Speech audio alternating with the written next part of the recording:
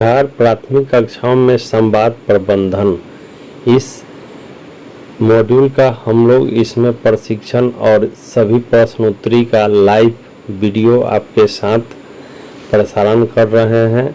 उससे पहले हमारे चैनल पर आप पहली बार विजिट कर रहे हैं तो चैनल सब्सक्राइब करना नहीं भूलेंगे। यह सभी राज्यों के लिए महत्वपूर्ण है। आज 3 कोर्स का शुभारंभ किया गया, जिसमें 2 कोर्स शिक्षक और हेडमास्टर को करना है, जबकि 1 कोर्स सीआरसी को करना है। तो इसी कोर्स में पहला कोर्स है बिहार प्राथमिक कक्षाओं में संवाद प्रबंधन। हम सभी अपने दीक्षा ऐप को प्ले स्टोर से अपडेट करेंगे तो यह कोर्स उसमें स्वतः आ जाएगा, या हमारे वीडियो के नीचे इसका लिंक दिया गया है, आप टच करके कोर्स को ज्वाइन कर सकते हैं, या फिर आप सर्च बार में जाकर सर्च करेंगे बिहार प्राथमिक कक्षाओं में संवाद प्रबंधन और लिखेंगे तो वहाँ पे यह कोर्स आ जाएगा। उसको आप टच करके भाग लीजिए, ऑप्शन आएगा, उसको क्लिक करके आप ज्वाइन कर सकते हैं। तो यहाँ पे ज्वाइन करने के बाद इस तरह का फेस जैसे मोबाइल पर मेरे आ रहा है, इस तरह का आएगा। बिहार प्राथमिक कक्षाओं में संवाद कोर्स की बातें, कोर्स का वितरण है। कोर्स का जो महत्वपूर्ण बिंदु है कि वह बच्चों का जो बातचीत का लाभ है, उससे उनकी विकास की प्रक्रिया में बल मिलेगा, तो उसमें हम जान गए। अब यहाँ कोर्स मॉड्यूल में बच्चों की बातचीत का लाभ, शिक्षकों के बच्चों की प्रकृति और भूमिका, 3 में आएगा बच्चों की बातें, 4 में आएगा कक्षा में बच्चों की बातें और 5 में आएगा बच्चे अपनी समझ को परखें। भाग 5 में अपनी समझ को हमें यहाँ परखना है, मतलब प्रश्नोत्तरी आएगा।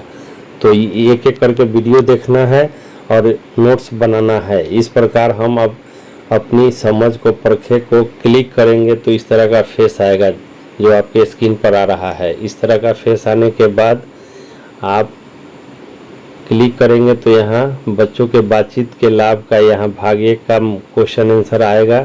इस तरह हमारे मोबाइल स्क्रीन पर भी आ रहा है, थोड़ा नेट का यहाँ प्रॉब्लम है। तो चलिए हम इसको देखते हैं।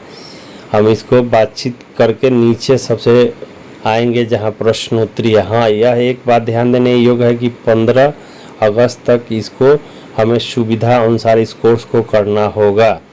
तो यहाँ पे हम सबसे नीचे अपनी समझ की परख को टिपेंगे और क्लिक करने के बाद इस तरह का फेस खुलेगा। जैसे आपके यहाँ चलाए को आप यहाँ पे क्लिक करेंगे तो लोडिंग करके आएगा और पुनः आरंभ करें। हमारे यहाँ आरंभ करने के बाद इस तरह आएगा।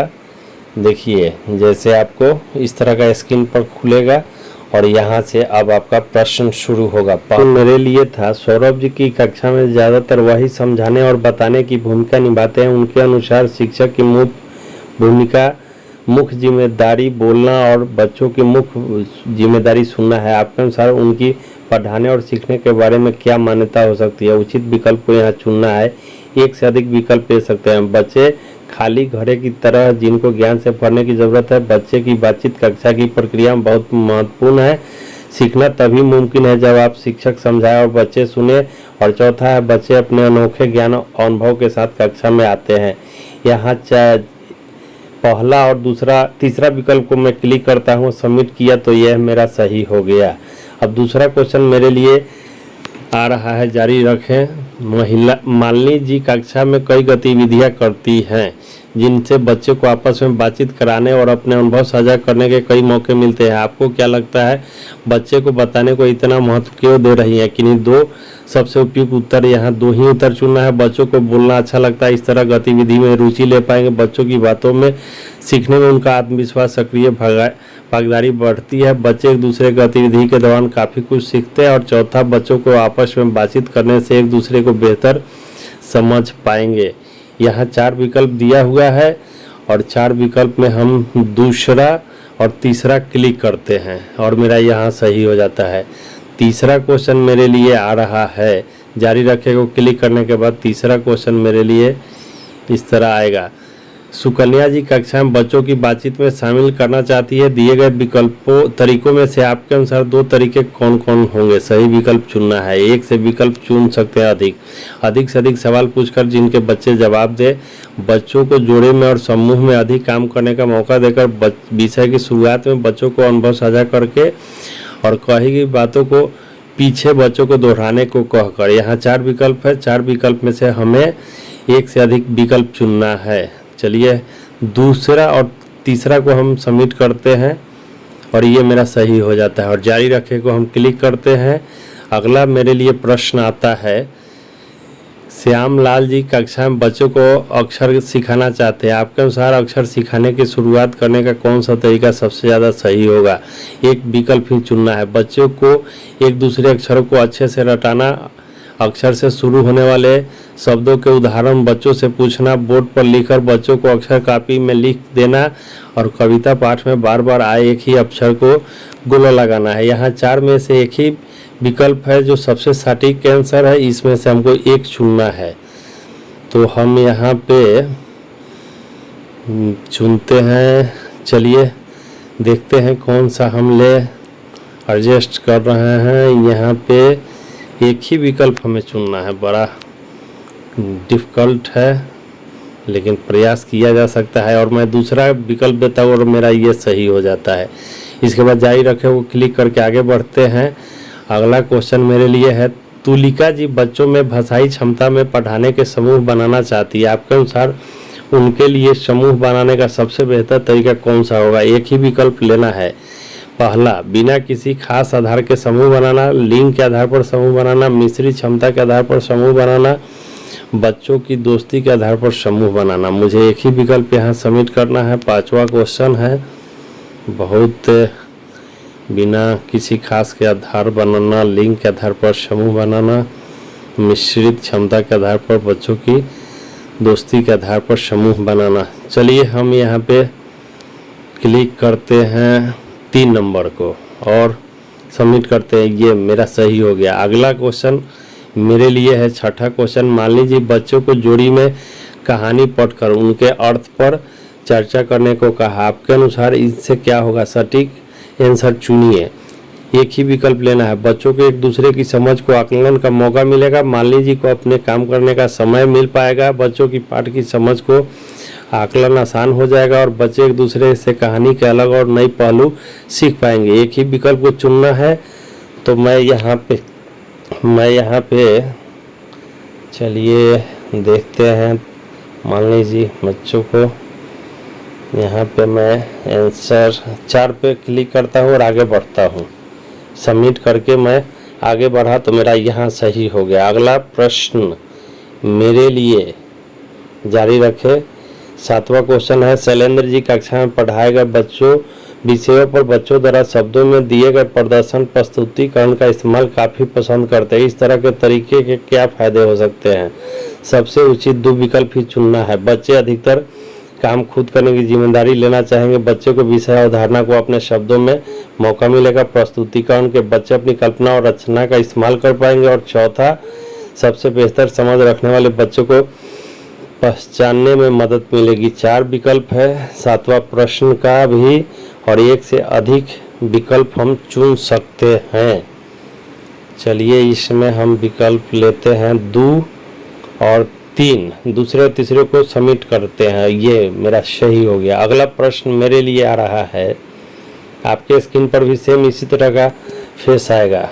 जारी रखे को क्लिक किए तो अब बच्चे में खोजपूर्ण बातचीत को बढ़ावा देने के लिए कक्षा में किस तरह के सवाल पूछे जा सकते हैं? उचित विकल्प चुनिए। हाँ, ना, एक शब्द के उत्तर वाले सवाल, दूसरे की बात को दोहराने वाले सवाल, अपनी राय को लिए सबूत देने वाले सवाल, विषय समझाने हेतु उदाहरण देने वाले सवाल।